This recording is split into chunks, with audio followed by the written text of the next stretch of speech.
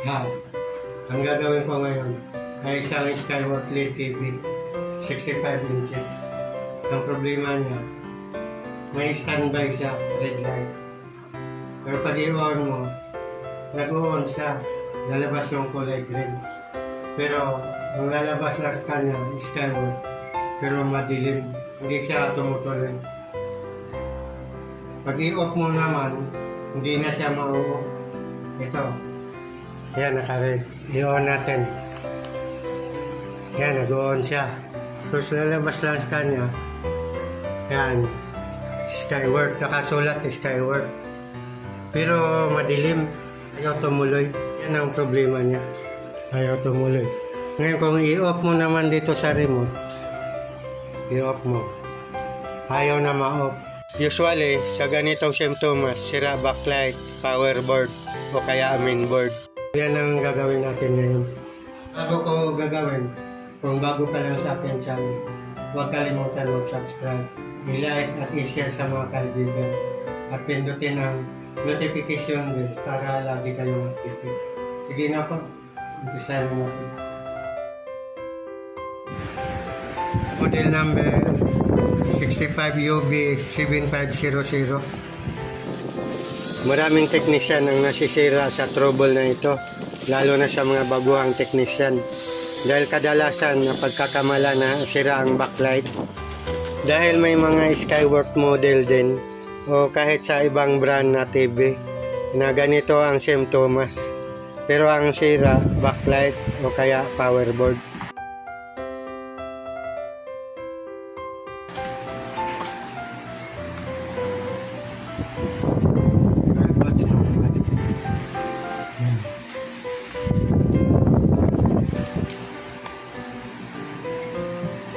Yan, yung 12 volts niya normal. Yan yung pinaka-standby niya.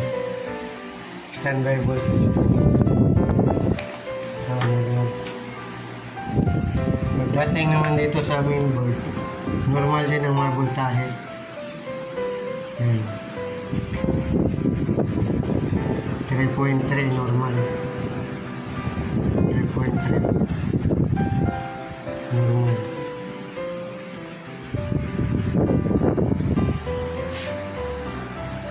Normal.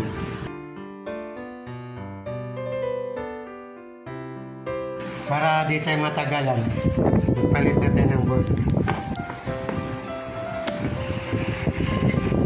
So, unahin natin itong board. Unahin natin ito.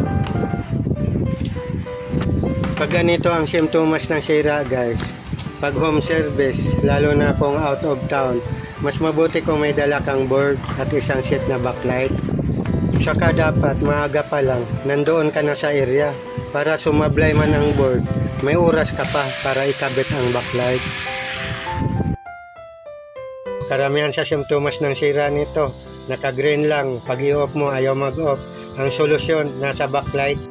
Halimbawa, sa Skyward model 58A66, naka-green lang, pag i-off mo ayaw mag-off. Palitan mo ng mainboard, ayaw pa rin.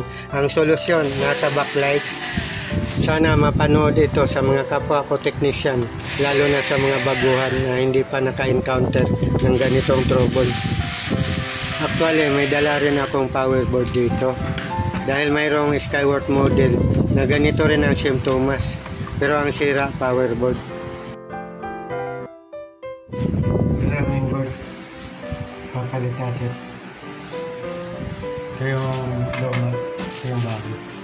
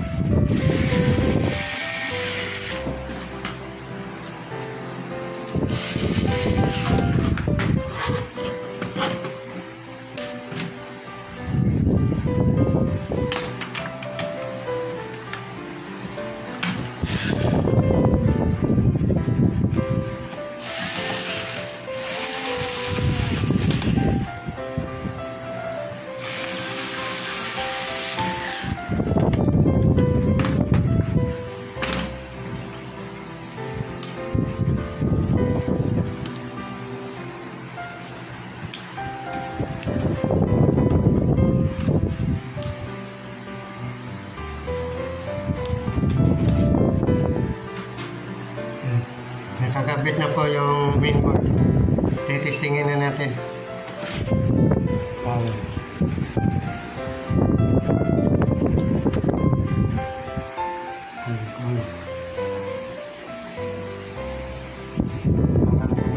Ay, okay na.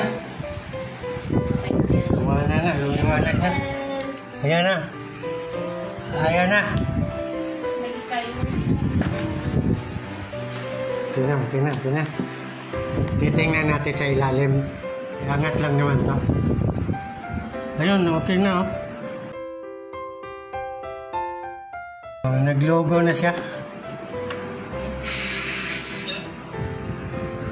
Okay na. Okay na da. Ayos na. Ayos na, di na kailangan ng backup ni Kuya ng isa pang board. Kasi pag ako kasi gumawa, ayoko yung babalik pa ako. Opo. Kasi once na sumablay tayo dito sa mainboard, mayroon pa. Okay na da, okay na. Kasi mayroon ding kaso na ang problema ito. Sabi ko nga, talaga ang bilis ni Kuya, ba't yung iba sa TV, inaabot ng isang board na noong bukan, hindi ko magawa. At tatakpan ko na. Okay, madunay. So, mainboard lang ang pinalitan natin dito. Okay na. Sa mga baguhang technician, mahalaga na mapanood nyo ang video na ito. Dahil maraming na-miss findings sa simptomas ng trouble ng TV na ito. Katulad sa unang tumingin nito na ang findings ay backlight. Mabuti na yung sigurado tayo kung anong board ang ikakabit natin. Dahil pag ang board nabili na natin, hindi na natin ito pwede ibalik. Hindi naman papayag ang supplier na gawin mo lang pang testing ang board nila.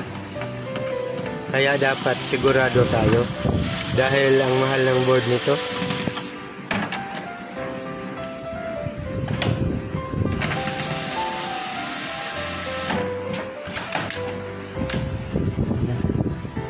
Final testing.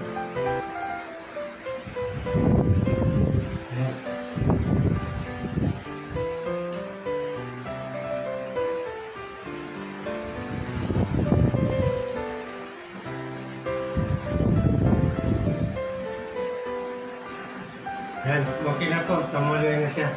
Ngayon, isi-setting na lang natin.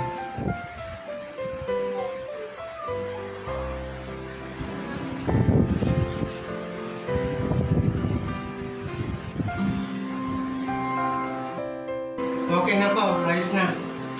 Sana makatulong ito sa ibang mga technician ng katulad ko. Maraming salamat po.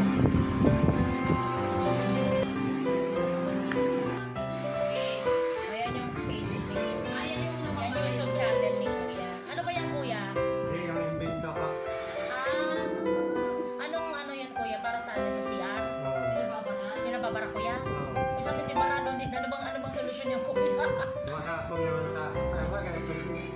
Yan o. Pero pinakasabog ko yun.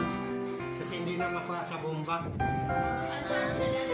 Nadadala pa naman sa bomba. Minsan hindi na nadadala talaga. Ito, forward natin. So bali tubig, yan ang pang-ano mo kuya. Yan na. Yan, tapos na. Nagawa na. Yan, tapos na. Ngayon, gagamitin ko na. Yung invento ko. Yung invento mo. Kaya kung bakit na talaga nadala yan, tatawagin ulit natin si Kuya. Ay, hindi na ako tatanggap ng gano'n.